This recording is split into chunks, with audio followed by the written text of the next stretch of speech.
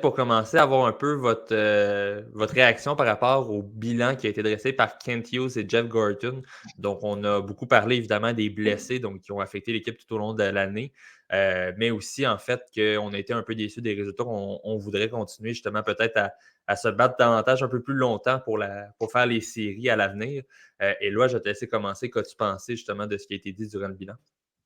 Ouais, écoute, pas trop de surprises. Je pense que le nombre de blessés, ça a tellement nui, mais ce qui était peut-être un peu surprenant, c'est de voir à quel point l'équipe a laissé jouer certains gars qui avaient des grosses, grosses blessures, puis ils ont continué, puis ils ont aggravé leurs conditions physiques au final. Donc, ça va être une leçon à retenir peut-être pour les prochaines années de vraiment garder un regard très proche là, sur ces gars-là qui se battent avec leurs blessures puis qui veulent continuer à jouer parce que ça nuit à l'équipe beaucoup au final. Puis tu parles de rester dans la course aux séries plus longtemps, mais c'est impossible si tout ton corps est absent pendant des semaines. Ben, à un moment donné, ça se fait ressentir quand on n'a pas la profondeur de l'Avalanche du Colorado ici à Montréal. Là.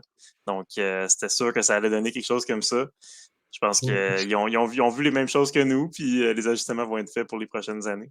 Ben, ce que j'aime dans ce que tu dis aussi, le plus gros problème, si on veut, c'est pas nécessairement la transparence non plus de l'équipe au niveau des blessures, mais plutôt Ouais. des joueurs eux-mêmes qui, des fois, cachent des blessures qui a été mentionné par Kent Hughes. Donc, à quel point, justement, des joueurs, des fois, vont jouer avec une blessure, vont le cacher le plus longtemps possible ou dire que c'est une blessure mineure ou qu'ils ne le ressentent pas vraiment. Et au final, ben, justement, ça s'aggrave et ça devient plus dramatique, un peu comme un Brendan Gallagher, un Sean Monahan qui ont eu des blessures et qui ont continué de jouer par la suite. Monahan, c'est un peu particulier dans son cas parce qu'on savait qu'il avait une fracture au pied, mais a voulu jouer absolument contre les Flames. Donc là, par la suite, ça a causé une blessure à l'aine. Donc, disons qu'effectivement, le dossier des blessures va être à suivre. Julien, de ton côté, qu'as-tu pensé justement des propos de Kent Hughes et Jeff Gorton? Moi, j'ai honnêtement été bien étonné que Kent Hughes lance l'idée que le Canadien aimerait se battre pour les séries l'année prochaine. Je trouvais ça tôt, ça me fait penser un peu à Pierre Dorion qui l'avait fait un an trop tôt également, peut-être même voire 2 ans trop tôt. Donc ça m'a étonné.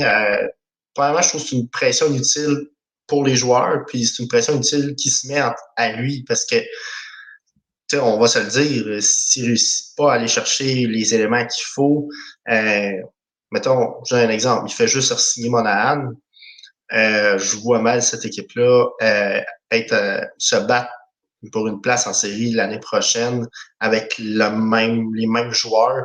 Oui, ils se sont améliorés, mais quand même, là, c'est encore, il manque des gros morceaux. Surtout à défense. Dans les Bleus, on ne sait pas ce qui va arriver avec Jake Allen, Primo, Montembeault, il est capable de gauler 40 matchs, il est capable d'en gauler 40, 50, 55, on ne sait pas. Donc, il y a beaucoup de questions. Je trouve ça un peu tôt. En même temps, c'est correct que lui se mette cette pression-là pour dire je vais essayer d'aller chercher les joueurs. D'ailleurs, Jeff Gorton a dit on va voir si Kent Hughes va être capable de faire un peu de magie cet été. Ils sont conscients que c'est quand même difficile. Ça serait difficile pour eux d'améliorer l'équipe au point de se battre pour une place en série, mais euh, comme a dit Gorton, il peut faire un ou deux coups fumants qui changent complètement la donne. C'est sûr que si on va chercher un Dubois, par exemple, ça, c'est sûr que c'est un centre top 6. Là. Tu viens d'aller chercher un top 6 là, d'à peu près environ 1 point par match, là, et puis qui a un gros gabarit, c'est sûr que ça, c'est une chose. Si tu réussis à échanger peut-être un défenseur gaucher contre peut-être un défenseur droitier, pas trop vieux, un Dante Fabro ou un autre jeune qui est déjà comme prêt, un peu à l'attaque, mais avec la défensive. Ça aussi, ça peut changer la donne. Il y a tellement d'éléments qui peuvent entrer en ligne de compte, donc ça va être de voir, mais moi, avec les éléments que je connais, ceux que je vois actuellement, je trouve ça un peu tôt pour dire ça. Et là, de ton côté, que penses-tu justement de cette affirmation-là? Penses-tu que les séries sont envisageables l'an prochain ou il faut encore attendre un peu à Montréal? Non, c'est pas envisageable. Je pense pas que ce club-là a d'affaires-là l'année prochaine, on s'entend. Là. Ça serait beaucoup trop tôt dans le développement des jeunes et tout ça. Là. Non, on en parlera après la saison 2023-24, peut-être pour l'année suivante, là, peut-être. Mais non, il en manque encore. Je pense que les séries du Rocket de Laval, ça va être encore l'attraction principale l'année prochaine, là, avec Mayu et une couple d'autres qui vont joindre au club. Là. Ça va être ça, d'après moi, encore, qu'on va regarder plus attentivement que le Canadien rendu au mois d'avril. Ouais, probablement. Puis évidemment, aussi, bon, Julien t'a parlé de la défensive. C'est une bonne jeune défensive qu'on est en train de créer à Montréal, mais c'est encore très jeune, tu sais. Puis tous les éléments de cette brigade-là, outre Madison, ou même exemple Savard, bon, il y a Edmundson, mais Edmundson, on peut prévoir qu'il est sur le départ, que ce soit cet été ou en cours de saison prochaine. C'est tous des jeunes et même très jeunes défenseurs pour la Ligue nationale, donc il y a encore du développement à faire de ce côté-là. Mais sinon, ce que j'aimerais vous entendre, il y a beaucoup encore de contrats Ligue nationale déjà d'octroyer au sein de l'équipe pour l'an prochain. Il n'y a pas beaucoup de place, que ce soit pour les jeunes qui vont arriver du junior ou même de la Ligue américaine qui veulent faire leur place. Pensez-vous qu'il est temps de peut-être commencer à penser que ce soit un rachat ou envoyer un joueur, par exemple, à une autre formation, même en donnant des choix au pêchage pour s'en débarrasser? Je pense notamment, exemple, à un Mike Hoffman qui, on sait, ne cadre pas du tout dans la philosophie que souhaite mettre en place Martin Saint-Louis. Pensez-vous que c'est le moment justement de commencer à faire des mouvements comme ça pour créer de l'espace dans l'alignement, que ce soit pour des jeunes ou justement des jeunes vétérans comme Dubois ou autres qu'on peut aller chercher sur le marché des transactions? Julien, je vais te laisser commencer. Ben, ça dépend, c'est quoi le plan. Tu sais, si il n'y a pas d'agent libre attrayant ou qui veulent venir à Montréal, pourquoi gaspiller des choix?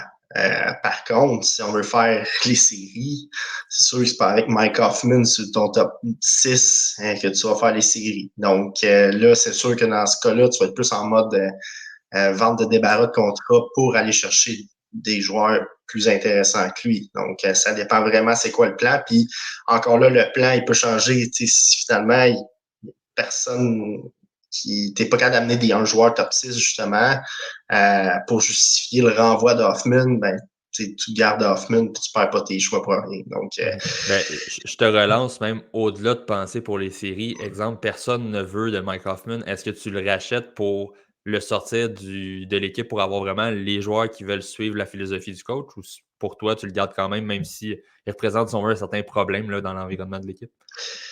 mais il ne représente pas un problème s'il ne joue pas. Donc, tu sais, je veux dire, si on ne réussit pas à avoir les joueurs qu'il faut, puis qu'il y en a d'autres qui passent à l'avant de lui, comparativement à l'année passée, cette année, clairement, on essayait de le montrer, on essayait fort, fort, fort, mais les DG ne sont pas dupes. On espérait peut-être qu'ils se replacent, mais il y a 33 ans, il ne se replacera pas, là, 34. Mais, donc, l'année prochaine, si, mettons, tu ne réussis pas à faire ce que tu veux, puis tu l'as, t'impactes, bon, tu le fais jouer. Puis si un match, il ne fait pas ses back-checks, ben, tu ne le fais pas jouer. Fait qu'il ne jouera pas souvent. Donc, c'est aussi simple que ça. C'est une manière aussi d'inculquer une philosophie. C'est comme dire, OK, cette année, on step up. L'année passée, j'ai essayé de vous montrer. Je vous ai laissé des chances. Là, cette année, il n'y a plus de chance. Hein. Lui, évidemment, ça va être un exemple parfait à montrer aux autres. Mais oui, c'est sûr, parce que là, la période de rachat est avant les agents libres, je pense. Donc, il faut que tu fasses ton choix, mais les équipes ils ont déjà des conversations avec les agents libres. Donc, ils savent déjà un peu ce qui se trame. Le draft est passé. Donc, si justement, tu arrives puis que tu vas chercher du bois, puis là, tu es à 50 contrats ou 49, puis là, tu es un peu serré. Oui, là, tu peux acheter Hoffman, ça, il n'y a pas de problème, mais mettons que tu n'as pas fait de transaction, les agents libres, il n'y a personne d'intéressant ou il n'y a pas de personnes qui sont intéressées à signer chez toi. Tant qu'à le racheter par une pénalité quand ça va être le temps, même si c'est une petite pénalité, ou perdre des choix, ouais, tu le gardes, puis tu le fais pas jouer si jamais ça marche pas, c'est tout. Et là, toi, est-ce que tu y vas, là on parle de Mike Hoffman, mais en général, est-ce que tu y vas avec un rachat, exemple, pour peut-être faire de la place si nécessaire?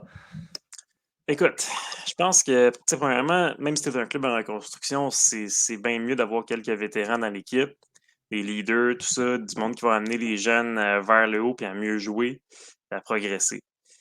Mike Hoffman, je pense pas qu'il a ces qualités-là. Fait que je pense que c'est peut-être mieux si le Canadien décide d'aller dans une autre direction, quitte à aller chercher un autre vétéran du même type, mais avec un peu plus de leadership, un peu plus une attitude positive. Parce qu'en fin de saison, ça a été très lourd pour l'équipe. Puis je pense pas que Mike Hoffman a vraiment aidé la situation. Il prenait beaucoup de pénalités. Il jouait pas très bien dans les dernières semaines. Fait que, écoute, je pense que le rachat, c'est pas mal une solution qui peut-être s'impose. Évidemment, on n'est pas dans le vestiaire, là, donc je sais pas, peut-être qu'il y a un impact plus positif qu'on pense, mais sur la patinoire, ce que j'ai vu dans les dernières semaines, j'ai vraiment pas aimé ça du tout. Puis je pense que ça ferait pas de tort à l'équipe de repartir dans une autre direction, puis d'aller chercher un attaquant qui a peut-être un peu plus de motivation là, de jouer dans la LNH. Fait que, ouais, je Ben, pense je qu'on est peut-être dirais, rendu là. c'est ça, je dirais, c'est un peu mon point de vue aussi. Je me dis, surtout quand on regarde Hoffman, comme tu disais, Julien, c'est pas non plus une énorme pénalité. Je pense que c'est 1,5, 1,6 millions par saison pour 2 ans qu'il faudrait payer si on décide de le racheter. Ben, au final, je serais prêt à payer un autre vétéran qui va être un vrai leader pour l'équipe, 3 millions pour équivaloir à son 4,5 qu'il gagne actuellement. Donc, pendant ces 2 ans-là, plutôt, quitte à avoir un vétéran peut-être un petit peu trop cher qu'avoir un Mike Hoffman, justement, qui en ce moment ne code pas vraiment dans l'équipe, puis il amène pas rien non plus en termes de résultats. Tu sais, c'est pas comme si c'était un joueur à problème, mais qui contribuait offensivement au sein de l'équipe. Présentement, son apport est pratiquement nul. Donc, disons que je pense pas non plus qu'il est dans les bonnes grâces à Martin Saint-Louis. On l'a vu de faire manquer le dernier match de la saison. Ça veut quand même dire beaucoup. Tu sais, on sait qu'il n'y a plus Le vraiment de message valeur est à assez ce. clair. Ben, c'est ça, il n'y a plus de valeur à ce match-là et on décide quand même de ne pas te faire jouer juste pour finir l'année devant les partisans. Donc, je pense que le message était qu'on ne souhaite plus te revoir nécessairement dans l'environnement de l'équipe. Ça va être à suivre, évidemment, mais j'ai bien hâte de voir comment le Canadien va jouer avec cette gymnastique-là des contrats parce que présentement, c'est peut-être la dernière année un peu plus difficile au niveau salarial pour le Canadien avant de complètement libérer les anciens contrats, si on veut, qui posent un certain problème et de pouvoir renouveler, si on veut, avec un nouveau cycle.